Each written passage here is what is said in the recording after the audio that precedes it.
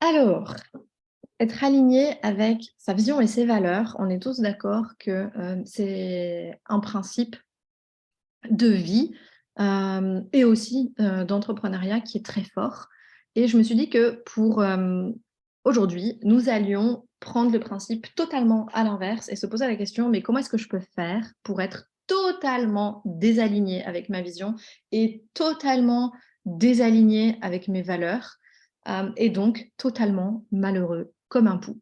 Et j'ai choisi, de travailler sur, 3 principes fondamentaux, 3 trucs à faire absolument pour vraiment être ultra malheureux dans sa vie, au nom pourtant de valeurs qui sont élevées.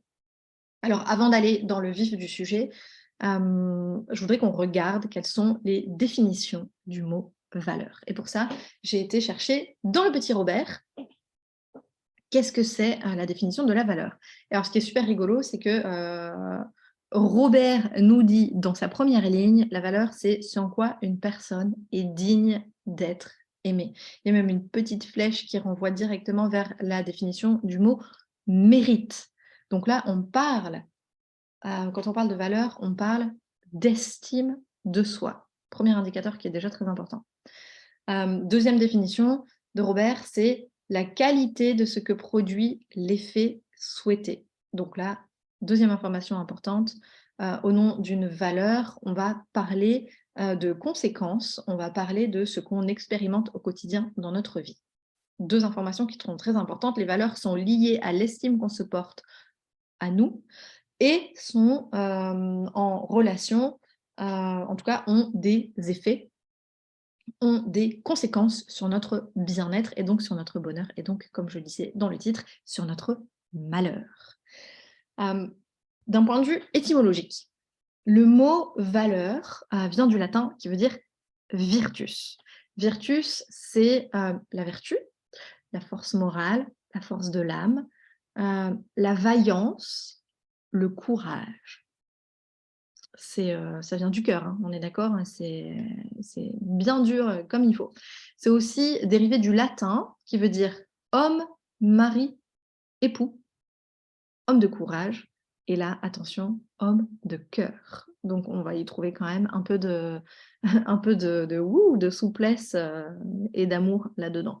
Mais donc la valeur vient quand même étymologiquement de quelque chose qui parle de force, qui parle de vaillance, qui parle de courage, qui parle de masculinité, énormément et tu m'étonnes que, beaucoup de personnes sont malheureuses au nom de valeurs puisque en fait, il y a cette notion de quelque chose qui est très fort, très dur et parfois même très figé. Alors pourquoi est-ce qu'en fait c'est si important, de vivre une vie, où on est en accord avec nos valeurs? On l'a dit tout à l'heure parce que c'est lié avec, l'estime et donc, l'estime qu'on se porte à nous-mêmes et donc au fin fond, on en arrive toujours à ça, à l'amour qu'on se porte à nous-mêmes, et que donc quand il y a un écart entre les valeurs qu'on prône et ce qu'on vit réellement dans notre quotidien, bah, ça craint du boudin. Ça craint du boudin pourquoi? Parce que, dans certains cas, on va se replier sur soi et retourner dans notre grotte. Dans d'autres cas, on peut vivre, de grosses frustrations au quotidien, et puis si on a plutôt une tendance, à pas, se replier sur soi, hem, quand on se sent malheureux, mais au contraire à sortir la douleur à l'extérieur et ben, on va avoir tendance à exploser facilement sur les autres. Dans tous les cas, quand il y a un écart entre les valeurs qu'on prône et quand il y a un écart entre les valeurs qu'on prône et ce qu'on expérimente au quotidien, eh bien, ça induit forcément, la naissance d'émotions qui ne sont pas confortables.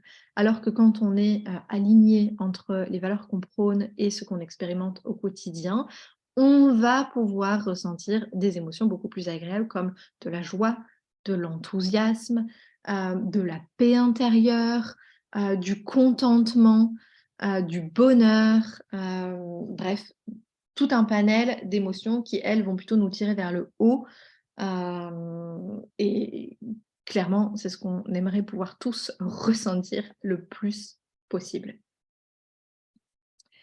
Alors, plutôt que de regarder sous le prisme de qu'est-ce qu'il faut faire absolument pour être en accord avec nos valeurs, eh bien, on va d'abord regarder à l'inverse. Qu'est-ce qu'il faut surtout pas faire? Et donc, du coup, qu'est-ce qu'il faut absolument faire pour être en total désaccord avec nos valeurs et pour être malheureux comme des poux toute la vie? C'est parti.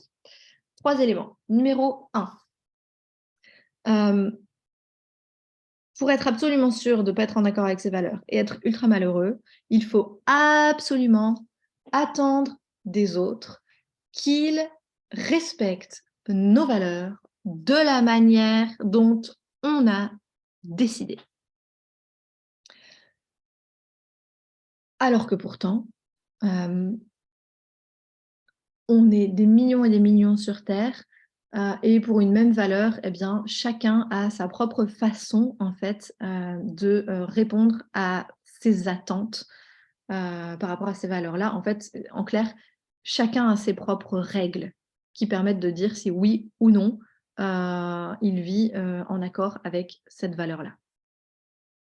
Et donc, si nous, on attend que les autres, vivent en accord avec nos valeurs à nous, et qu'en plus on attend des autres qu'ils vivent en accord avec nos valeurs à nous, selon nos règles à nous, il y a 100 de chances d'être déçu.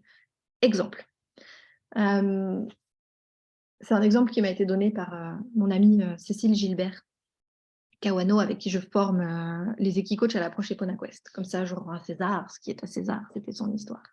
Et dans son histoire, on va imaginer qu'il y a, 2 personnes. Il y a une femme qui s'appelle Sarah et un homme qui va s'appeler Germain. Sarah et Germain sont invités à un repas. Et tous les deux ont la même valeur qui est l'écoute de l'autre.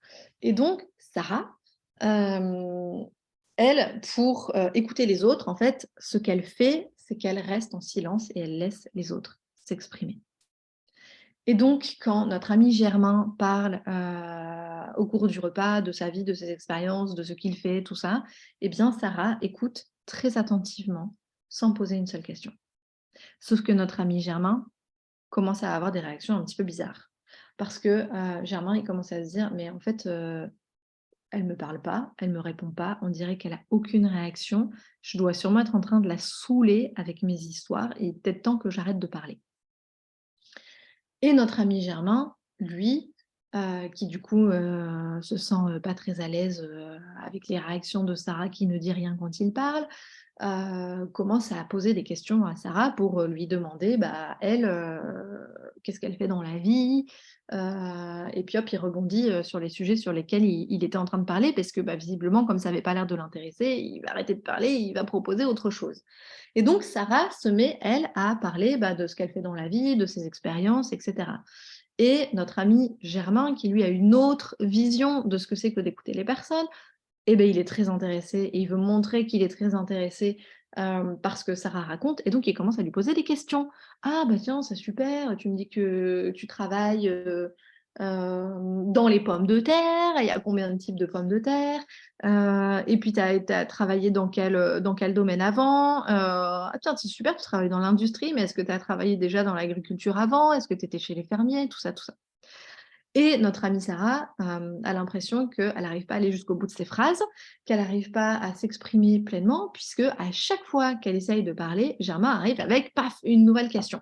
Elle n'a même pas fini ce qu'elle voulait dire, paf, Germain arrive avec une nouvelle question. Et donc se passe une espèce d'incompréhension totale entre Sarah et Germain à table, qui se disent, putain, super, merci, franchement, en fait, il ne s'intéresse pas du tout à moi, l'autre. Et voilà, ce qui se passe en fait, c'est que Sarah et Germain ont 2 règles différentes et qu'ils s'attendaient à ce que les autres aient les mêmes règles alors qu'ils partagent la même valeur. Donc pour Sarah, pour écouter pleinement les gens et pour leur permettre de se sentir écoutés et donc reconnus et connectés, eh bien, elle écoute attentivement, en silence. Alors que Germain, lui, pour permettre aux gens de se sentir pleinement écoutés, eh bien, il pose des questions. Ce qui fait que Sarah, elle, s'est sentie coupée, qu'elle n'a pas pu aller jusqu'au bout de ses idées. Et pour d'autres personnes, ce sera peut-être d'autres choses qui vont émerger. Pour une autre personne que Sarah, eh bien, peut-être que si Germain posait des questions, elle se sentirait envahie dans son espace personnel à devoir donner des informations dont elle n'a pas du tout envie de parler.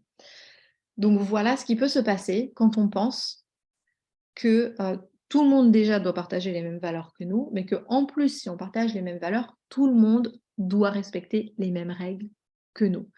C'est incompréhension garantie dans 100% des cas, puisqu'on est les seuls à avoir ce groupe de valeurs qui nous permettent de déterminer comment expérimenter la valeur écoute. Deuxième façon d'être malheureux comme un pou, 100% des cas, c'est quand une valeur devient un dogme. En fait, on l'a vu tout à l'heure dans la définition, c'est très dur finalement l'étymologie du mot valeur.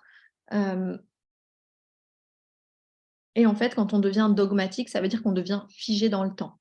Ça veut dire qu'on devient inflexible vis-à-vis de soi et aussi vis-à-vis des autres et dans le temps. C'est-à-dire que ça doit être toujours respecté comme ça, de cette manière. Et donc, ce qui se passe souvent, c'est que quand on devient dogmatique au nom d'une valeur, on finit par devenir nous-mêmes l'opposé de la valeur que pourtant on prône. Je vous donne un exemple. C'est très flagrant avec la valeur de l'humilité. Quand on a cette valeur de l'humilité et qu'on devient très dogmatique vis-à-vis de ça et qu'on ne se remet jamais en question et qu'on ne laisse pas la porte ouverte à ce que les autres aient des règles différentes par rapport à l'humilité, eh bien, on finit par dire, au nom de l'humilité, je me rends compte que telle personne, telle personne, telle personne, telle personne ne respecte pas mes règles qui définissent ce que c'est que l'humilité. Et donc, je commence à les juger et à dire qu'en fait, ce sont des personnes qui se la pètent et à dire qu'en fait, ce sont des personnes qui ne sont pas humbles. Et quand on juge les personnes en disant d'elles qu'elles ne sont pas humbles, on se positionne au-dessus de ces personnes et donc, logiquement, on devient l'opposé de humble, on devient jugeant, on devient quelqu'un qui se positionne au-dessus des autres, on devient quelqu'un qui se la pète et qui dit que les autres sont nuls et que nous, on est les meilleurs. Et on devient exactement le contraire de ce qu'on prône, on devient exactement le contraire de ce qu'on veut vivre.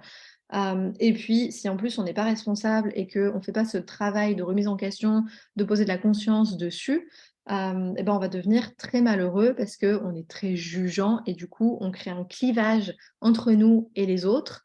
Parce que les autres n'ont pas envie de venir, parce que chez nous c'est figé, parce que chez nous ils se sentent jugés, parce que chez nous ils se sentent jamais assez bien, parce que chez nous ils se sentent jamais accueillis pour qui ils sont. Et on finit par être malheureux avec nous-mêmes aussi, parce que forcément on sent bien qu'il y a un écart et qu'on est en train de devenir, nous, le contraire de humble, qu'on est en train de devenir jugeant. Troisième façon d'être malheureux comme un pou, eh bien, c'est d'avoir, on a parlé de règles, de comportements, de choses qu'on attend pour expérimenter un accord entre une valeur et ce qu'on vit vraiment dans le quotidien. Eh bien, une façon d'être absolument malheureux, c'est d'avoir des règles, conscientes ou inconscientes d'ailleurs, qui sont des règles à la con qui ne dépendent pas de nous directement. Exemple, avec une autre valeur. On va plonger maintenant dans le monde professionnel et on va imaginer que tous les jours, on va appeler cette personne, on va l'appeler comment? On va l'appeler Julie. On va imaginer que Julie travaille dans une équipe de 4-5 personnes au travail, dans un petit bureau, il y a 4-5 personnes qui travaillent là-bas. Et tous les jours, elle va au travail et elle a une valeur forte de soutien mutuel qui est d'ailleurs aussi une valeur forte pour l'équipe. Et donc, Sarah, tous les jours, va au travail et pour elle, le soutien mutuel, ça veut dire, eh bien, tous les jours, comme en plus, il n'y a pas beaucoup de monde dans mon équipe, je vais prendre le temps de connecter avec les personnes qui sont dans mon équipe et puis leur demander comment ça va et leur demander s'ils ont besoin d'aide pour quelque chose. Et du coup, bah, Sarah, elle fait ça tous les jours. Sauf que Sarah, elle a aussi une règle à la con. Elle a déjà fait un travail personnel, donc elle s'est déjà rendue compte qu'elle ne pouvait pas attendre des autres qu'ils fassent exactement ce qu'elle, elle fait pour eux. C'est déjà pas mal. Sauf que Sarah, elle a une règle à la con qui est que pour se sentir, elle, soutenue, puisqu'on a parlé de respect mutuel hein, dans cette valeur, pour se sentir, elle, soutenue, eh bien, il faut qu'au moins une fois par jour, quelqu'un de son équipe ait fait la même chose pour elle, soit venu la voir et lui demander si elle a besoin d'aide. Et donc, quand ça ne se passe pas comme ça, Sarah, elle rentre chez elle et elle ne se sent pas bien. Et puis si ça se passe pas comme ça pendant plusieurs jours, voire plusieurs semaines, elle va commencer à se poser des questions sur, la valeur, de ses collègues, sur le fait que, ses collègues, peut-être pour certains, elle va dire: «Bah, en fait, c'est que des égoïstes, ils pensent, qu'à eux, qu'à leur carrière». Ou alors elle va commencer à se dire: «Moi, l'ambiance, elle est pourrie dans cette équipe. En fait, le soutien mutuel, c'est, des mots, des mots, des mots et puis finalement on n'en parle pas» et elle va commencer à se poser des questions même de, quitter cette équipe, voire de quitter cette entreprise. Simplement parce qu'elle, elle avait une règle qui disait que pour que moi je me sente bien, et bien il faut absolument que quelqu'un à l'extérieur fasse l'effort de venir me voir et me demande si j'ai besoin d'aide au moins une fois par jour. Sauf que selon les circonstances, eh ben, les personnes, vont pas le faire. Parce que peut-être il y a des situations qui sont stressantes, parce que peut-être, au travail, parce que peut-être ils ont, beaucoup de travail à faire, et que du coup, ils prennent pas le temps d'aller demander. Parce que peut-être que, certains membres de l'équipe, en fait, partagent cette même valeur, mais pour eux, la façon pour eux de respecter cette valeur-là, eh bien, c'est de se dire: «Si quelqu'un vient me demander de l'aide, alors je me rends disponible et puis je le fais», mais ils n'ont pas cette notion d'aller vers l'autre, pour demander. Et donc du coup, notre amie Julie, je pense que j'ai dit Sarah tout à l'heure, notre amie Julie est malheureuse comme un pou parce que tous les jours, il n'y a pas quelqu'un qui vient la voir et en plus, si on est dans des contextes qui sont particulièrement stressants, si les personnes autour d'elle sont particulièrement stressées, eh ben, ils vont forcément se replier un peu plus sur eux et ils vont encore moins avoir cet élan de venir la voir et donc son besoin, hem, qu'on réponde à cette règle ne sera jamais, atteint, jamais reconnu, jamais on n'y répondra jamais. Donc voilà en quoi c'est hyper important, en fait, de se poser la question: «Bah, j'ai des valeurs, très bien, mais c'est quoi mes règles qui me permettent de me sentir et d'expérimenter un accord tous les jours?» Qu'est-ce qui doit se passer pour que je puisse être en accord avec ces valeurs-là? Et ces valeurs-là, en fait, à quels besoins elles répondent déjà? Ces règles-là, à quels besoins est-ce qu'ils répondent? Et est-ce qu'ils dépendent de moi ou pas? Parce que les autres, on ne peut pas les contrôler. Parce que notre environnement, on ne peut pas le contrôler. Les seuls trucs qu'on peut contrôler, c'est nous. Donc voilà, on va récapituler les 3 règles à la con pour être sûr d'être vraiment très, très malheureux. La première, c'est, d'attendre des autres qu'ils respectent nos valeurs et qu'ils respectent nos principes et nos règles, hem, heu, en accord avec cette valeur. Donc de ne pas accepter que les autres ont leur propre vision du monde, clairement. 2e élément pour être sûr d'être malheureux comme un pou, c'est de faire de nos valeurs des dogmes et du coup de devenir extrêmement moralisateur et totalement figé vis-à-vis des autres et jugeant vis-à-vis de nous-mêmes.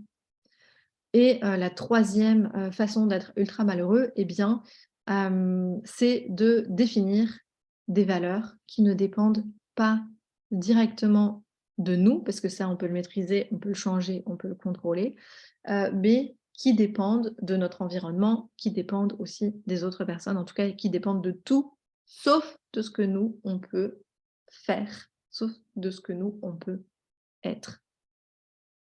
Donc maintenant qu'on a vu tout ce qui est possible de faire pour être malheureux, eh bien, on va aller regarder ensemble qu'est-ce qu'on peut faire pour faire le contraire, pour retrouver de la paix intérieure, retrouver de la joie, retrouver de l'enthousiasme. Et pour ça, eh bien, pour l'instant, j'ai pas trouvé d'autres solutions. que de faire un travail d'introspection personnelle. Et on va regarder ça ensemble. Alors, pour retrouver de l'accord et expérimenter une vie en accord avec nos valeurs, voilà un petit exercice que vous pouvez utiliser encore et encore et encore, avec toutes les valeurs que vous voulez travailler pour y remettre de la conscience et pour y remettre de l'alignement.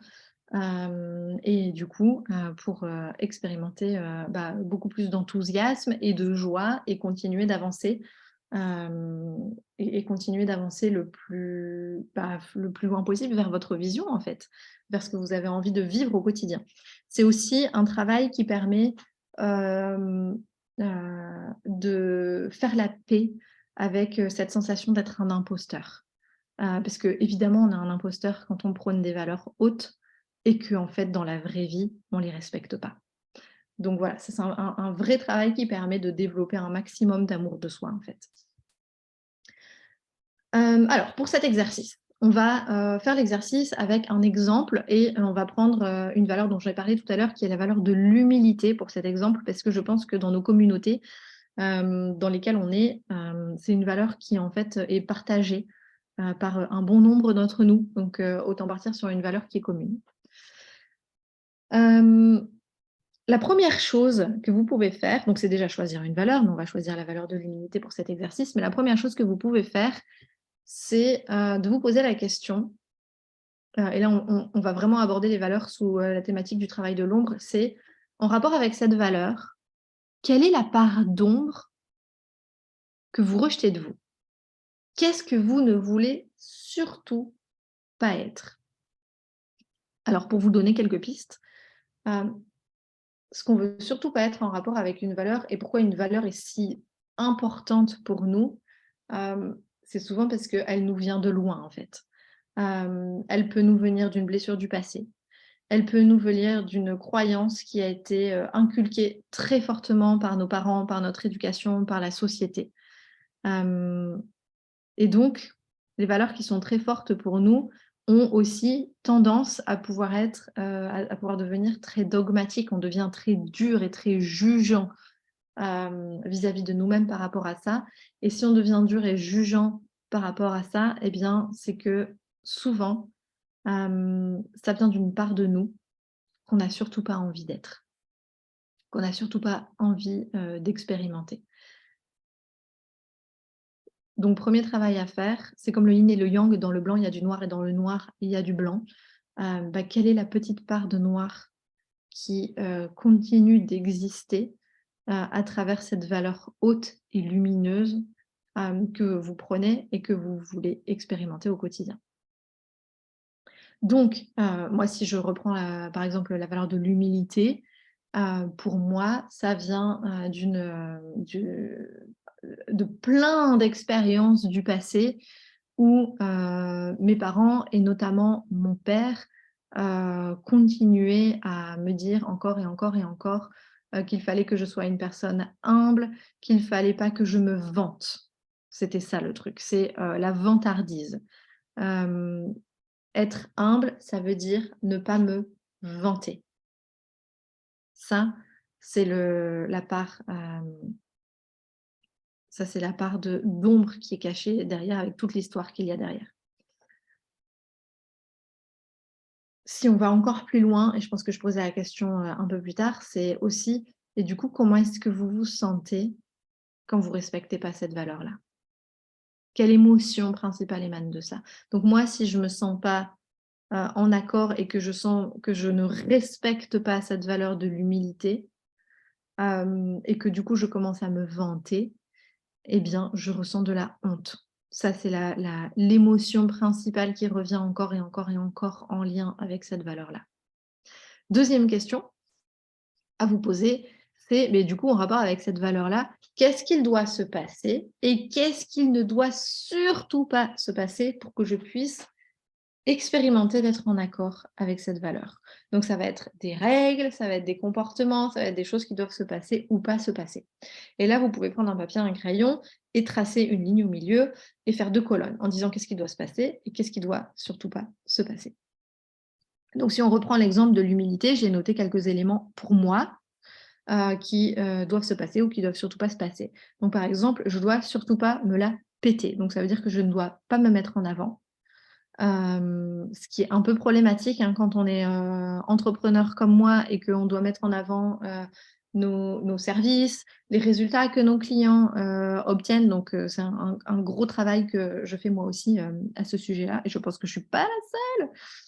Hem, Autre exemple, du coup, je dois pas me vanter de quoi? Je dois pas me vanter de mes réussites.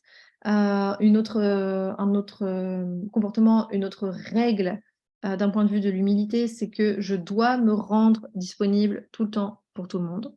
Sinon, je suis pas humble. Ça, c'est mes règles de fonctionnement personnel.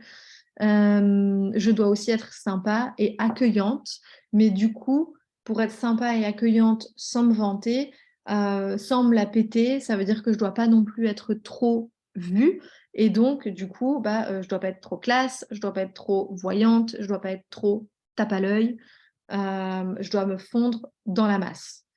Hem, voilà quelques règles, que inconsciemment je me mettais et sur lesquels petit à petit, je mets de la conscience et puis ce qui est génial avec les règles, c'est que, il y en a plein qui sont encore dans notre inconscient, donc on n'a jamais fini de remettre de la conscience, on n'a jamais fini, de mettre de la conscience et de l'amour et de faire évoluer nos règles pour expérimenter, de plus en plus de l'accord vis-à-vis de ça. À chaque fois que vous sentez qu'il y a un petit désaccord, souvent c'est qu'il y a un truc à la con, une règle à la con, qui est là et on va regarder, comment est-ce qu'on se rend compte si nos règles sont à la con ou pas. Troisième point, 3e question et 3e étape, c'est regarder ces règles. Maintenant que vous les avez écrites, maintenant que vous avez écrit ce qui doit se passer, ce qui ne doit pas se passer pour que vous puissiez vous sentir en accord avec vos valeurs, regardez-les, observez-les. Et posez-vous la question, déjà, comment est-ce que vous vous sentez en les regardant? Est-ce que vous vous sentez, super bien, enthousiaste, joyeux en disant: «Ah bah ouais, c'est génial, parfait, on est hyper en accord, nickel» ou, est-ce que vous commencez à sentir un peu de lourdeur là-dedans? Et où exactement? Vous pouvez même sentir dans votre corps quels effets ça a. Et pour ceux qui ont, déjà fait l'exercice du body scan, et bien vous pouvez, commencer à poser des questions à votre corps. Dans la sensation qui est un petit peu, tendue à l'intérieur de votre corps, qu'est-ce que votre corps vous dit à ce sujet-là? Et donc vous pouvez commencer à observer, du coup, où est-ce qu'il y a des dysfonctionnements par rapport à ça? Quels sont les dysfonctionnements que vous observez dans ces règles-là? Qu'est-ce que vous voyez faire à cause de ces règles-là?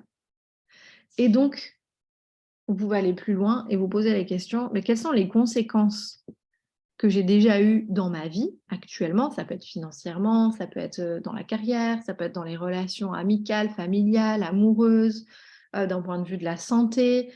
Reprenez un peu tous les différents panels, tous les différents pans de votre vie et posez-vous la question, à force d'avoir vécu en accord avec ces règles-là qui, en fait, ne m'apportent pas de bien-être, c'est quoi les conséquences dans ma vie actuelle? Et si je continue comme ça, ça va être quoi les conséquences encore plus graves? Et une fois que vous avez fait ce travail-là, vous pouvez passer à l'étape numéro 4 et vous posez la question, mais je pense que vous avez déjà répondu avant, en fait, si je regarde toutes ces règles-là, j'ai combien de pourcentage de chances de vivre en accord avec ma valeur? Et si vous n'avez pas atteint au moins 90, il y a de grandes chances que votre estime de vous soit au fond du trou, ou que, elle devienne au fond du trou, à chaque fois que vous expérimentez de vous heurter à ces règles-là. Et donc vous allez pouvoir passer à l'étape numéro 5. Et l'étape numéro 5, c'est, de revoir ces règles, heu, chacune de ces règles en utilisant, pour vous aider par exemple, ces 3 questions. Pour chacune des règles, posez-vous la question, déjà, est-ce que cette règle dépend de moi ou pas? si elle ne dépend pas de vous et que vous ne pouvez pas la contrôler et que vous avez posé cette règle sur le dos de vos collègues, sur le dos de votre famille, sur le dos des circonstances, genre je serai heureux que s'il fait beau, ça va être un petit peu challengeant, surtout si vous vivez comme moi dans le nord de la France. Auquel cas, peut-être que vous pouvez augmenter vos chances de vous retrouver dans un environnement qui va être beau, où il va faire beau, où il va faire chaud plus souvent. Mais dans tous les cas, il ne va pas faire beau tout le temps. Donc, qu'est-ce que vous pouvez faire pour réadapter cette règle-là? Deuxième question que vous pouvez vous poser, c'est est-ce que cette règle dépend de choses ou de personnes qui sont extérieures à moi? Donc ça, c'est la même question en fait. C'est est-ce que ça dépend de moi ou est-ce que ça dépend de l'extérieur? Si ça dépend de l'extérieur, si ça dépend des autres personnes, est-ce que je peux modifier mon environnement? Est-ce que je peux aller dans un environnement qui sera plus favorable? Mais aussi, qu'est-ce que je vais faire pour m'assurer que ça ne dépende pas tout le temps de mon environnement? Autre question que vous pouvez vous poser, c'est est-ce qu'il y a des règles qui sont en conflit les unes avec les autres? Est-ce que, peut-être, votre valeur ou est-ce que des règles de cette valeur-là, en fait, viennent en conflit avec, avec des objectifs que vous avez, ou avec d'autres valeurs? Donc par exemple, on va reprendre mon cas personnel du coup. Dans mes règles à la con, de l'humilité, j'ai, si on est humble, on ne se met pas en avant. Sauf que je suis entrepreneur et donc je dois faire connaître mes accompagnements, je dois faire connaître mon entreprise pour pouvoir en vivre et pour pouvoir soutenir, au mieux et apporter des accompagnements de qualité aux personnes que je coach et que j'accompagne. Donc du coup, clairement, là, il y a un gros conflit. C'est-à-dire que tant que j'ai pas réglé mon problème sur l'humilité, de mes règles à la con sur l'humilité, eh bien, je vais, m'auto-saboter continuellement et arrêter de me mettre en avant encore et encore et encore. Je vous parle de ce sujet-là parce que c'est un sujet qui revient, à chaque étape où je grandis. C'est une espèce d'élastique qui, j'en coupe un et hop, il y en a un et je me rends compte qu'il y en a un autre qui est là encore et encore et encore. Et vous aussi, vous avez peut-être ces élastiques, qui se tendent à chaque fois que vous grandissez. Donc ce qui est intéressant dans ce travail-là, c'est, de pas faire de l'autoflagellation, tout le temps en se disant: «Oh mon Dieu, j'ai des règles à la con et je m'aime pas et je suis pas parfait et du coup si je suis pas parfait, je m'aime pas encore et encore et encore et je serai jamais assez parfait», donc encore un exemple de règle à la con. C'est que pour m'aimer, je dois être parfait. Hem Et de remettre de l'amour et de remettre de la conscience et pour ça, moi, une stratégie que j'ai utilisée, en tout cas une règle qui me porte maintenant, c'est de me dire, eh bien, en fait, si je suis en train d'expérimenter, de pas être en accord avec, une de mes valeurs, c'est sûrement, que j'ai grandi. C'est sûrement que j'ai évolué et c'est sûrement que, du coup, mon système de croyance doit évoluer lui aussi pour pouvoir me porter plus loin, pour pouvoir continuer d'évoluer. Donc c'est pas que je suis nulle, c'est que j'ai grandi. C'est que je suis en train de devenir, encore une nouvelle version de moi. C'est que j'ai envie d'aller expérimenter des nouvelles choses et du coup, ça vient encore tirailler sur certains endroits et c'est l'occasion d'aller regarder où ça tiraille et c'est l'occasion d'aller faire mon travail de l'ombre, par exemple à travers cet exercice-là, pour aller regarder, quelles sont les valeurs qui tiraillent? Qu'est-ce que ça dit de moi, sur les parts de moi que je n'aime pas? Quels sont, les attendus que j'ai, pour pouvoir vivre en accord avec cette valeur-là? Qu'est-ce qui doit se passer? Qu'est-ce qui doit pas se passer? Et puis, dans les règles de ce qui doit se passer et qui doit pas se passer, qu'est-ce qui dépend de moi? Qu'est-ce qui dépend pas de moi? Est-ce qu'il y a des éléments qui sont en conflit les uns avec les autres ou pas? Et comment est-ce que je peux modifier ces règles? Puisque du coup, si elles dépendent de nous, on peut les modifier. Il n'y a pas, un grand chef en chef à plume qui nous dit: toi, tu dois, vivre en accord avec ça ou ça ou ça». En fait, c'est nous qui définissons nos propres règles. C'est nous qui nous autoflagellons, c'est nous qui nous enfermons nous-mêmes. personne d'autre. Et on a du coup le loisir du fait de savoir qu'on est responsable de nos propres systèmes de croyances, qu'on est responsable de nos propres règles qu'on se fixe par rapport à nos valeurs, qu'on a choisies nous-mêmes, consciemment ou inconsciemment. Mais ça veut donc dire qu'on a tout le loisir de pouvoir remettre de la conscience dans les valeurs qu'on choisit. On a tout le loisir de pouvoir remettre de la conscience dans les règles qu'on choisit de mettre pour expérimenter au quotidien les valeurs qui sont importantes pour nous. Et ce travail-là permet véritablement de refaire un travail d'intégration des différentes parts de nous, de refaire un travail de développement de notre estime personnelle, de notre amour pour nous. Et plus on apprend à s'aimer, malgré nos imperfections, plus on apprend à grandir, à évoluer, à accepter qu'on teste, on expérimente. Parfois, on est en accord et puis ça nous porte pendant un temps. Et puis après, on retrouve un déséquilibre, on retrouve un désaccord. Et on fait ce travail pour remettre de l'alignement. Et plus on accepte que c'est un travail d'expérimentation de je teste, ça marche pas. Ça marche pendant un temps, ça ne marche plus, je m'adapte. Et plus on développe de la flexibilité, plus on développe de l'adaptabilité, plus on peut évoluer vite et plus aussi on développe de la compréhension, de l'ouverture et de l'amour pour les autres et pour l'humanité. Et donc plus on peut évoluer dans un environnement où on devient nous lumière, qui permet aux autres de se sentir aimés et de faire leur propre travail. Parce que sinon on les aime malgré leur ombre.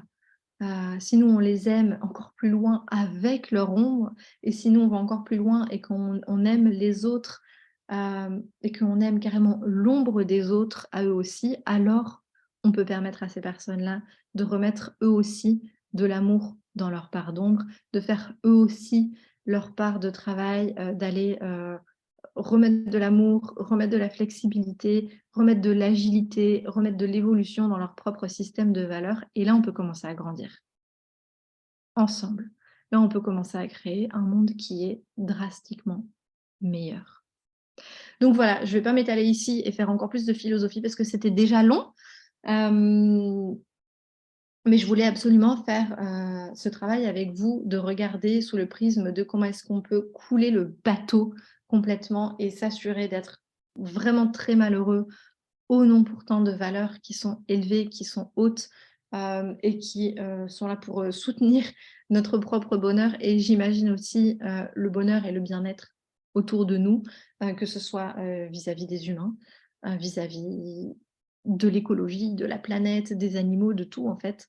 Une fois qu'on a regardé comment couler le bateau, comment est-ce qu'on peut faire en sorte de faire différemment et comment est-ce qu'on peut remettre de l'amour, de la conscience, de l'évolution et de l'adaptabilité pour être plus heureux au quotidien et surtout aussi pour continuer de grandir, continuer d'évoluer et continuer d'impacter le monde et de contribuer dans le monde parce que je pense que chacun d'entre nous, en tout cas ça c'est ma croyance qui me porte, je pense que chacun d'entre nous n'est pas purement égoïste et a aussi envie d'apporter sa pierre à l'édifice et de contribuer à un monde meilleur.